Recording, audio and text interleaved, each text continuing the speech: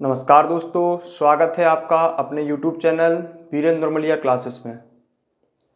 आज के इस लेक्चर में हम क्लास 10th के चैप्टर फर्स्ट रियल नंबर को स्टार्ट करेंगे। तो हम क्लास 10th के इस चैप्टर में मेनली 2 से 3 टॉपिक के बारे में पढ़ेंगे। इस चैप्टर का वेटेज अपने आप में ज़्यादा रहता है आपके बोर्ड एग्ज़ाम में, चाहे वो आपका MP बोर्ड का एग्ज़ाम हो या CBSE का। लेकिन इसमें जो टॉपिक हैं और इसका कंटेंट थोड़ा छोटा हो गया है, मतलब कम कर दिया गया है ना। तो इसमें मेनली 2 से 3 टॉपिक आते हैं। जैसा कि आप इस चैप्टर का नाम जानते हैं, रियल नंबर है, और रियल नंबर का जो पूरा डिटेल है वो 9th क्लास में पढ़ के आते हैं। रियल नंबर क्या हैं, उनके टाइप्स क्या हैं, उनका डेसिमल एक्सपेंशन कैसे होता है, उनको पहचानते कैसे हैं, उनको कैटेगराइज कैसे किया गया है, ये सब आप 9th क्लास में पढ़ के आते हैं। तो आप उसको थोड़ा सा रिकॉल कर लीजिएगा।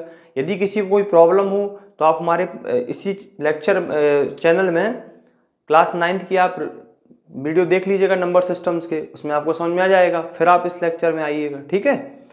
तो हम यहाँ पर क्या क्लास 10th का चैप्टर रियल नंबर स्टार्ट करते हैं। तो रियल नंबर में मेनली 3 टॉपिक हम इस चैप्टर में पढ़ेंगे। क्या? एक जो आपके सामने आपको स्क्रीन पर दिख रहा होगा, फंडामेंटल थ्योरम ऑफ अर्थमेटिक, इसके बारे में पढ़ेंगे। इसी में आ जाता है LCM HCF, LCM and HCF. और तीसरा टॉपिक है रिविजिटिंग द इरेशनल नंबर। बस ये 3 टॉपिक आप पढ़ लें, आपका चैप्टर फर्स्ट फिनिश, एकदम फुल एंड फाइनल, ठीक है। इतने में से ही आपका पूरा एग्जाम में आ ही जाता है, क्योंकि एनसीईआरटी में इतना ही मेंशन है, तो यही आपका सिलेबस में आएगा, है ना। तो fundamental theorem of arithmetic, LCM and HCF and revisiting the irrational number, ठीक है। इनके बारे में हमको पढ़ना है। तो देखिए, हम आज के लेक्चर में क्या देखेंगे, फंडामेंटल थ्योरम ऑफ अर्थमेटिक के बारे में। तो आप फंडामेंटल वर्ड का मतलब तो समझते होंगे ना, बेसिक कह सकते हैं आप इसको, एकदम, है ना, बेसिक।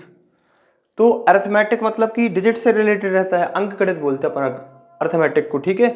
तो देखिए इसमें क्या लिखा है, फंडामेंटल थ्योरम ऑफ अर्थमेटिक में क्या कहती है ये थ्योरम, समझिए आप। Every composite number can be expressed और factorised as a product of primes and this factorisation is unique apart from the order in which the prime factors occur. तो आपको कुछ टॉपिक, इसमें कुछ टर्म्स हम अंडरलाइन कर रहे हैं, उनको विशेष ध्यान देना है आपको। क्या? कंपोजिट नंबर, फैक्टराइज्ड, यूनिक और ऑर्डर और प्राइम्स। तो आप सबसे पहले इन 2 टॉपिक को याद रखें, मतलब इन पर हम काम करते हैं। क्या? कि हर एक कंपोजिट नंबर फैक्टराइज किया जा सकता है प्राइम में। अब आप ये 6th क्लास से पढ़ते आते हैं, ये पढ़ी है आपने फंडामेंटल थ्योरम ऑफ अर्थमेटिक, आपने उसको अप्लाई किया है, बस इस नाम से नहीं पढ़ी आपने कि फंडामेंटल थ्योरम ऑफ अर्थमेटिक के नाम से। तो आपको बड़ा थोड़ा सा अजीब लगा होगा कि यार ये क्या चीज़ आ गई है ना, ये नया कुछ आ गया क्या 10th क्लास में। तो कुछ नया नहीं है, यही टॉपिक आप पढ़ते हुए आए हैं, बस हम आपको यहाँ पर थ्योरम के बेस पर पढ़ा रहे हैं, वो चीज़ स्टेटमेंट में आ गई है ना। तो समझिए थोड़ा सा, इसमें क्या लिखा कि हर एक कंपोजिट नंबर प्राइम नंबर के फॉर्म में फैक्टराइज किया जा सकता है। तो देखें, जैसे आपने फैक्टराइज किया, मान लीजिए 8 को, 8 मत चलिए आप ये ले लीजिए 20 आप चलिए 36 ले लीजिए, ठीक है। देखें कोई भी नंबर ले सकते हैं आप, इसमें कोई वो नहीं है, एवरी कंपोजिट लिखा है। आपने लिया 2 का कट, इसको आप कट कर लें, ये। तो इसका फैक्टराइजेशन क्या बना, देखिए 1 इसमें आएगा नहीं, 1 आता है फाइनली आप लिखते हैं, लेकिन हम क्या बोल रहे हैं यहाँ पर कि कंपोजिट नंबर को प्राइम में फैक्टराइज करना है। तो 1 प्राइम नंबर थोड़ी ना है, 1 ना प्राइम है ना, वो तो हम लिखा देते हैं लास्ट में। मेनली 36 के फैक्टर में क्या आ जाएगा, इसमें लिखते समय 2 इंटू 2 इंटू 3 इंटू 3, मतलब इतने से आपको 36 मिल जाना है। 3 3 जा 9, 2 जा 18, 2 जा 36। तो आप यहाँ 1 को मेंशन नहीं करेंगे, ठीक है, इस थ्योरम के पर्सपेक्ट से। फिर क्या बोला, आप एक और नंबर ले लीजिए यहाँ पर समझने के लिए। मान लीजिए हमने आपको एक नंबर ले लिया 1, यहाँ पर आप ले लें, चलिए 64 ले लिया हमने, ठीक है, या 63 ले लीजिए, चलिए 63 थोड़ा सा यूनिक हो जाएगा। हम आपको बताते हैं, इसमें आप कोई भी नंबर ले सकते हैं, आपको रट्टा नहीं मानना कि 36 63 ही लेना है। हमने इसको 3 से कट किया 21, 3 से कट किया 7, 7 से कट किया 1, तो आप इसमें क्या लिखेंगे 63 में 3 इंटू 7, ये इसके फैक्टर हो गए। तो यहाँ पर आप देख पा रहे होंगे कि ये कंपोजिट नंबर है कि नहीं। आपको कंपोजिट और प्राइम में डाउट तो नहीं होना चाहिए, आप 10th क्लास में आ गए हैं, है ना। यदि डाउट है तो बेसिक्स थोड़ा पढ़ के आएँ, इसी चैनल पे हमने आपको नंबर्स के बारे में पढ़ाया हुआ है, तो आप उसको पढ़ के आएँ। तो ये 36 और 63 क्या है, एक कंपोजिट नंबर है।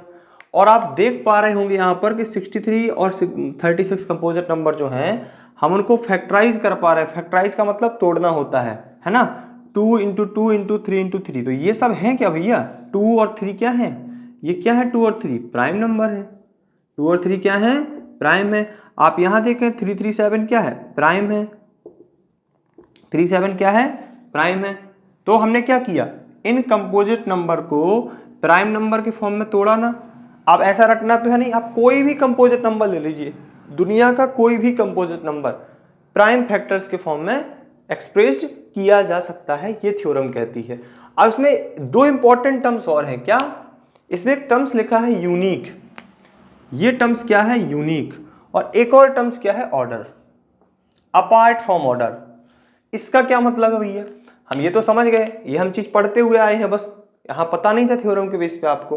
तो क्या, कंपोजिट नंबर को प्राइम नंबर के फॉर्म में लिखा जा सकता है, फैक्टराइजेशन, या एक्सप्रेस किया जा सकता है as a product number can be, देखिए can be expressed as a product of primes. तो हम देखें फैक्टराइज कर पा रहे हैं ना, प्रोडक्ट के फॉर्म में लिखा आपने प्राइम के, यही ये थ्योरम कहती है।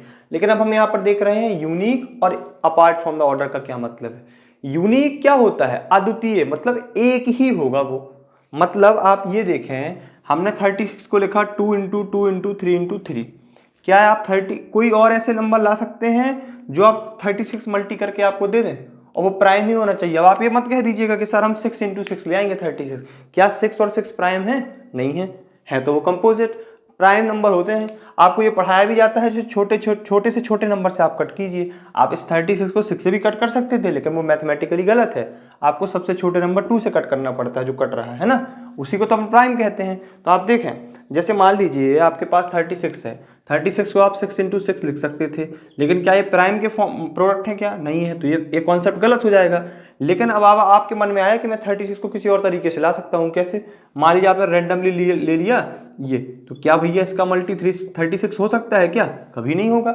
मतलब 36 का जो मल्टी होगा वो इन्हीं प्राइम का मल्टी ही 36 होगा, 2 इंटू 2 इंटू 3 इंटू 3, मतलब दुनिया और कोई भी प्राइम, मतलब आप सोचे कि हम 2 को 3 बार लिख दें और 3 को 1 बार लिख दें तो 36 ले आएंगे, आएगा ही नहीं है, पॉसिबल ही नहीं है। तो आप समझ गए ना, कि सबका जो वो होता है फैक्टराइजेशन, यानी कि प्रोडक्ट ऑफ प्राइम्स क्या रहता है, यूनिक रहता है, मैच नहीं कर सकता कोई दूसरे नंबर से। मतलब जो 36 का होगा वो 38 से मैच नहीं करेगा, समझ गए आप। तो हर एक कंपोजिट नंबर का जो फैक्टराइजेशन होता है वो अपने आप में यूनिक होता है और ओनली वन पॉसिबिलिटीज हो, ओनली वन चांस है, दूसरा नहीं बन सकता, कि आप सोचे, है ना।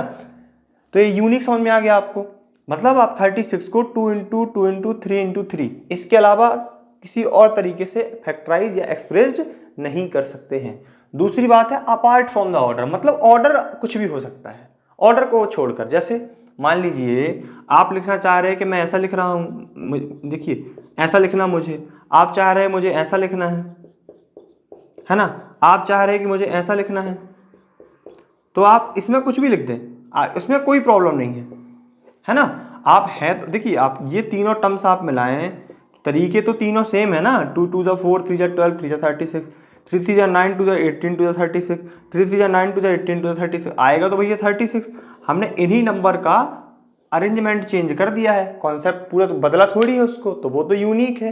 तो आप यहाँ पर आई थिंक समझ गए होंगे कि फंडामेंटल थ्योरम ऑफ अरिथमेटिक क्या कहती है, every composite number can be expressed और factorised as a product of primes and this factorization is unique and apart from the order in which prime factors occur। मतलब ये unique होते हैं और इनमें ऑर्डर का कोई इंपॉर्टेंस रहता नहीं है, लेकिन हर एक कंपोजिट नंबर को प्राइम के फॉर्म में फैक्टराइज किया जा सकता है। यही हमारी क्या हो गई, फंडामेंटल थ्योरम ऑफ अरिथमेटिक्स, जो आपके क्लास 10th के चैप्टर फर्स्ट रियल नंबर का पहला टॉपिक है। क्या, फंडामेंटल थ्योरम ऑफ अर्थमेटिक्स। तो यहाँ पर आपने क्या सीखा, फंडामेंटल थ्योरम ऑफ अर्थमेटिक्स के बारे में। तो आई थिंक आपको ये लेक्चर बहुत अच्छा लगा होगा। यदि आपको ये लेक्चर अच्छा लगा हो तो चैनल को सब्सक्राइब और वीडियो को लाइक शेयर करें। धन्यवाद।